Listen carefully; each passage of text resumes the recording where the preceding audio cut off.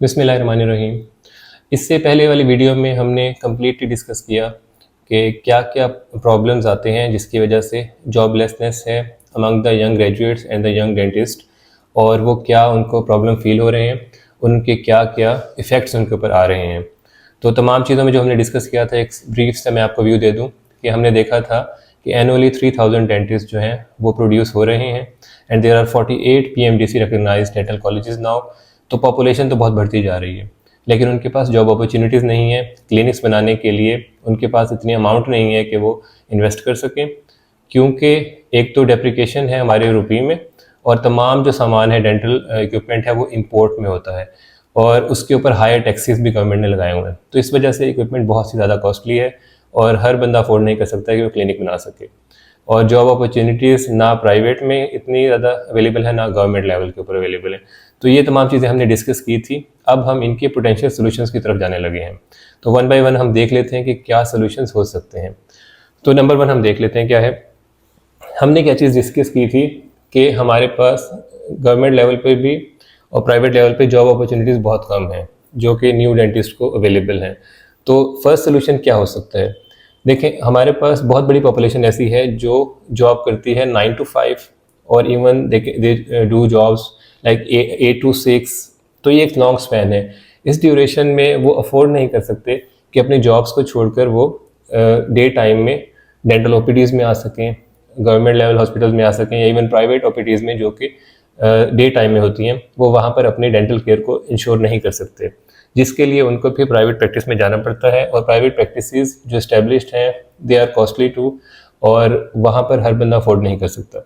तो एक सजेशन क्या है कि हमें इवनिंग क्लिनिक्स की सजेशन देनी चाहिए, फेडरल लेवल पे भी, गवर्नमेंट लेवल पे भी, और प्राइवेट जो कॉलेजेस हैं या हॉस्पिटल्स हैं बड़े, उनके लेवल पे भी जो प्राइवेट प्रैक्टिस है there should be evening clinics and OPDs. और वहाँ पर ये तमाम पॉपुलेशन इसको अकोमोडेट किया जा सकता है, और इसके साथ साथ जॉब अपॉर्चुनिटीज आ सकती हैं for the young dental graduates. कि जब आप इवनिंग क्लिनिक स्टार्ट करेंगे, इवनिंग ओपीडी स्टार्ट करेंगे, तो वहाँ पर आप यंग जो लॉट है आपकी, जो यंग डेंटिस्ट बनकर आ रहे हैं, आप उनको हायर कर सकते हैं। उनके पास भी जॉब अपॉर्चुनिटी बढ़ जाएगी, और जनरल पब्लिक के पास भी डेंटल केयर एक लाइसेंस्ड और ट्रेंड जो डॉक्टर है उसके थ्रू वो अपनी डेंटल ट्रीटमेंट करवा सकते हैं।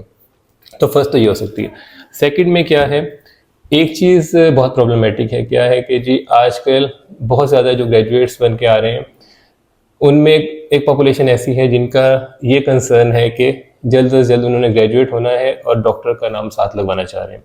तो BDS प्रोग्राम जो हमारे पास है वो 4 years का है as compare to MBBS program, या डेंटल जो फिजियोथेरेपी का जो प्रोग्राम है, डॉक्टर ऑफ फिजियोथेरेपी, या फिर PharmD है जो डॉक्टर ऑफ फार्मेसी है, या इस तरह के जो प्रोग्राम्स हैं हेल्थ केयर में, उनके कंपैरिजन में हमारे पास डेंटल की डिग्री जो 4 years में है। तो एक सजेशन तो ये हो सकती है कि उसको भी 5 years में किया जाए, ताकि जो लोग विलिंग हैं, जो काम करना चाहते हैं इन द डेंटल फील्ड, वही उसको ऑप्ट करें। और अनविलिंग जो लोग हैं, जो सिर्फ ये चाह रहे हैं या उनके पेरेंट्स ये चाह रहे हैं कि 4 years में उनको ग्रेजुएट करके और उनको डॉक्टर बनवा कर और बाद में वो उस तरीके से परफॉर्म ना कर सकें, उनको भी डिस्करेज करना चाहिए। तो एक सजेशन ये डिग्री के लिहाज से है।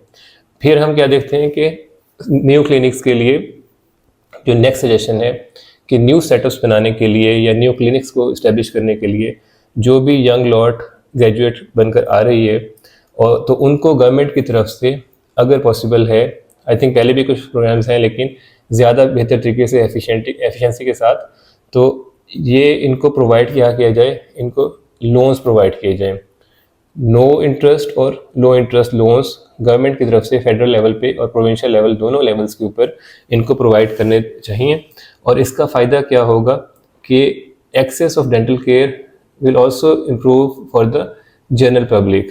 कि जब जो लो इंटरेस्ट लोन के ऊपर या नो इंटरेस्ट लोन के ऊपर डेंटल क्लिनिक्स इस्टेब्लिश होंगे, तो जाहिर है कि वहाँ पर ट्रेंड और एक्सपीरियंस लोग भी होंगे as compare to the quacks, और साथ साथ वो प्रॉपर और कम कीमत के ऊपर लोगों को डेंटल केयर प्रोवाइड करेंगे।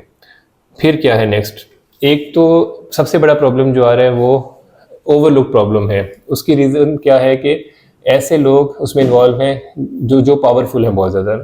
अब हमारे पास गवर्नमेंट लेवल पे तो कॉलेजेस बने हुए हैं, इंस्टीट्यूट बने हुए हैं, उनके जब ग्रेजुएट निकलते हैं तो उनको एक प्रॉपर हैंडसम सैलरी के साथ हाउस जॉब ऑफर की जाती है 1 ईयर के लिए। उसके बाद फिर उनकी मजीद अपॉर्चुनिटी है, गाइडेंस मिलती है, वो पोस्ट ग्रेजुएशन करते हैं, तो एज अ पोस्ट ग्रेजुएट भी उनको एक अच्छा स्टाइपेंड प्रोवाइड किया जाता है। लेकिन उसके कंपैरिजन में जो प्राइवेट कॉलेजेस हैं या हॉस्पिटल्स हैं, वहाँ पर जब वो प्राइवेट ग्रेजुएट्स निकलते हैं तो उनके अपने जो प्राइवेट हॉस्पिटल्स हैं वो उनको उस तरीके से अच्छी सैलरी पे या एटलीस्ट गवर्नमेंट लेवल के इक्वली वो सैलरी उनको ऑफर नहीं करते, उनको स्टाइपेंड ऑफर नहीं करते हाउस जॉब के लिए।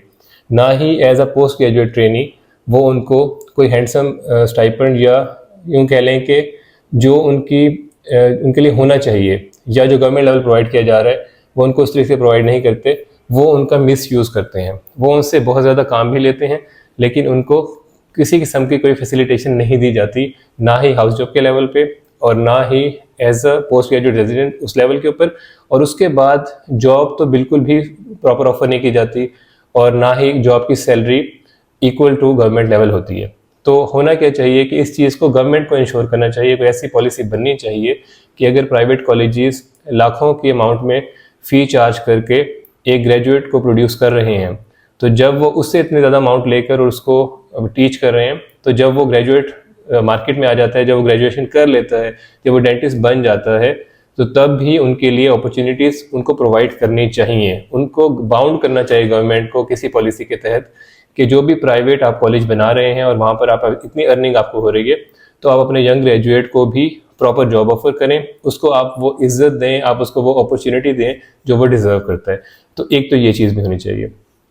आखिरी बात हम कर लेते हैं, जो हमने डिस्कस किया था कि अताई, क्वैक या अनलाइसेंस्ड जो डेंटल प्रैक्टिशनर है, जो कि पूरी मुल्क में बहुत ज़्यादा फैला हुआ है, जिसकी वजह से एक तो लोगों में जो डेंटल केयर है वो इन्फीरियर है जो उनको प्रोवाइड की जा रही है। दूसरा, जो यंग डेंटिस्ट हैं या जो क्वालिफाइड डेंटिस्ट हैं उनके पास अपॉर्चुनिटीज़ बहुत कम आ रही हैं, तो वो उस तरीके से वहाँ पर कम्पीट भी नहीं कर पा रहे।